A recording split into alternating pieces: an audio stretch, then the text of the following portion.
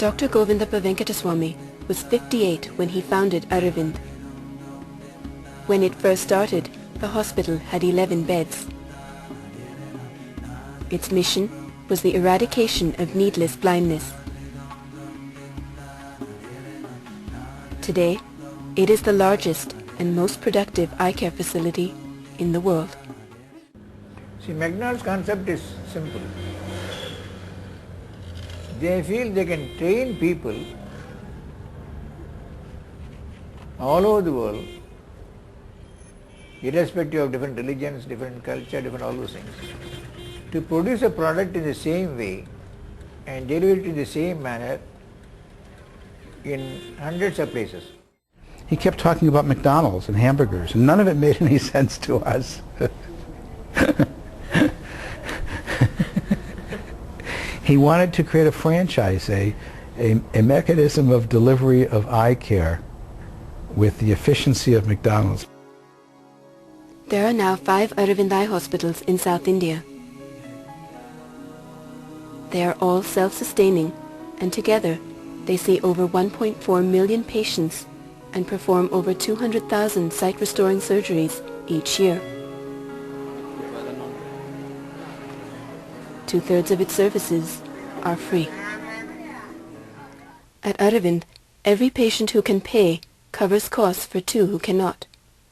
Because of their high numbers, the revenue from paying patients not only covers costs for Aravind's free services, but also generates a surplus that funds all growth and expansion.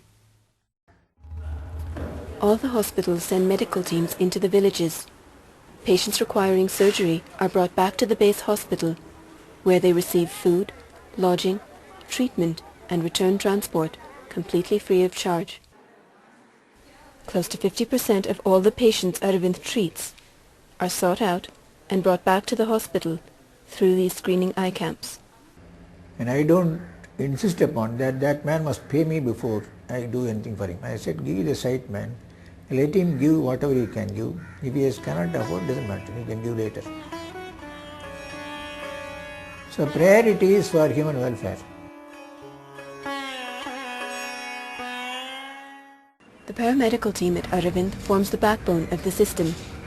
These young women are recruited from villages around Madurai and are trained in refraction testing, ward and theatre duty, counselling and housekeeping.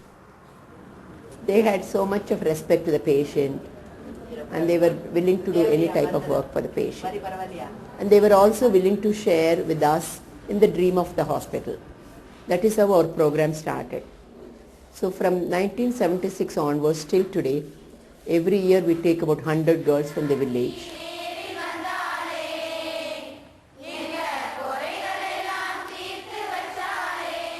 Four highly trained paramedics assist each doctor, thus optimizing the surgeon's time and skill.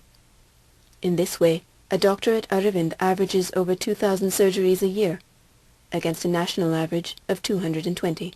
Doctors are not paid extra because they are doing more operation. But the other way it helps also. Ours is a teaching institution. The more patients are there, the better the training can be. We all know ophthalmologists are a premium in this country. We are only 10,000 to 11,000 ophthalmologists for a billion population.